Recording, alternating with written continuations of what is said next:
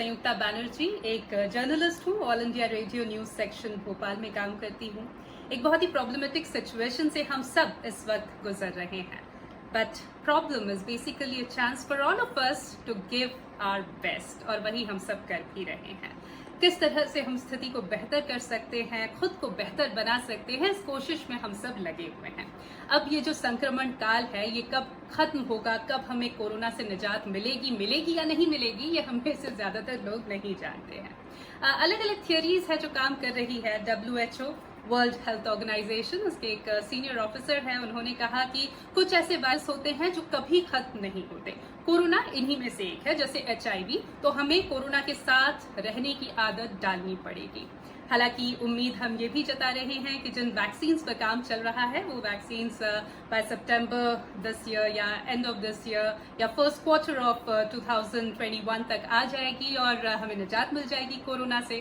तो अगले कुछ दिनों में, महीनों में या सालों में या तो हमें कोरोना से पूरी तरह से निजात मिल जाएगी, या फिर हम कोई तरीका इजाद कर लेंगे उसके साथ रहकर जीने की। जो भी हो सिचुएशन, लेकिन कुछ ना कुछ बदला जरूर है और बहुत कुछ आने वाले समय में बदलने भी वाला है।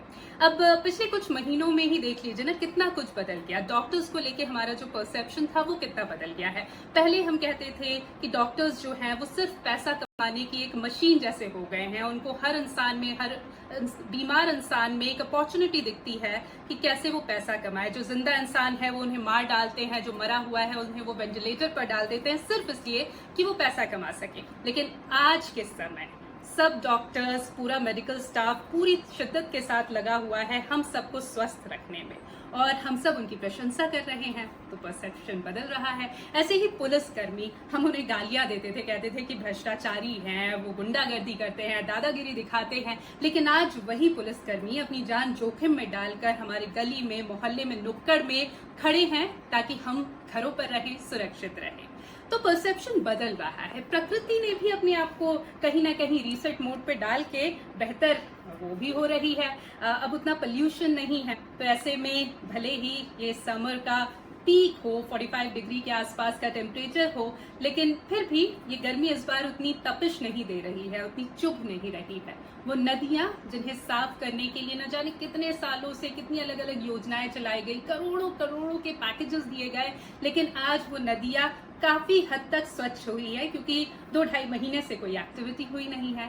तो लॉकडाउन में बहुत कुछ बदल रहा है। वर्क फ्रॉम होम एक इतना बड़ा कॉन्सेप्ट आया है, एक रेवोल्यूशन लेकर ये कॉन्सेप्ट आया है। कई कंपनीज ने ये ऐलान कर दिया है, जिसमें से ट्विटर भी एक है, कि अब जो स्टाफ है वो घरों में रहकर ही काम करेंगे आने वाले समय में भी, जब ये लॉकडाउन या ये संक्रमण काल खत्म हो जाएगा। अब कई मेट्रो सिटीज के बारे में सोचिए, जहाँ पे जो स्पेस क्रंच है वो बहुत ज्यादा है, ऑफिसेज बहुत छोटे होते हैं, जगह नहीं होती है, उनके लिए कितना अच्छा है। वो लोग जो न जाने कितने घंटे लगा देते हैं घर से दफ्तर पहुंचने में और दफ्तर से वापस घर पहुंचने में, अगर वर्क फ्रॉम होम आने वाले समय में भी हो जाता है तो कितनी राहत मिलेगी उन सबको। तो कहीं ना कहीं वो भी एक बहुत अच्छा बदलाव होगा।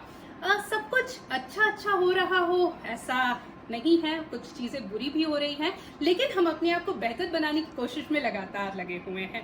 घरों पर हम न सिर्फ रहकर अपने दफ्तर का काम कर रहे हैं या अपने बिजनेस को घर से संभालने की कोशिश कर रहे हैं, हम घर का भी पूरा काम कर रहे हैं। आमतौर पे हमारे घरों के काम जो है, कहा जाता था कि जो महिलाएं हैं वही घरों का काम देखती हैं, लेकिन अब चूंकि पुरुष भी घर पर है तो वो भी पूरी तरह से आत्मनिर्भर बन गए हैं और घरों में अपना पूरा योगदान दे रहे हैं काम करने में, बच्चों को संभालने में। एजुकेशन भी अब देखिए ना किस अलग लेवल पर पहुंच गया है। उन बच्चों को जिनसे हम मोबाइल को या टैब्स को, इलेक्ट्रॉनिक जो भी डिवाइसेस होती थी, बच्चों को उनसे दूर करने की कोशिश करते थे, और अब यही डिवाइस मदद कर रही है उन्हें उनकी पढ़ाई पूरी करने में। तो भले ही लॉकडाउन हो, स्कूल्स न शुरू हो पा रहे हों, आने वाले दिनों में भी शुरू होंगे न होंगे इसकी कोई गारंटी ना हो, लेकिन बच्चे फिर भी पढ़ रहे हैं। एंटरटेनमेंट इंडस्ट्री में भी बहुत बड़ा बदलाव आया है। अब देखिए, एक तरह से इससे पहले जो सर्वे आए थे वो कह रहे थे कि अब जो टेलीविजन को लेकर जो व्यूइंग टाइम है वो लगातार कम हो रहा है,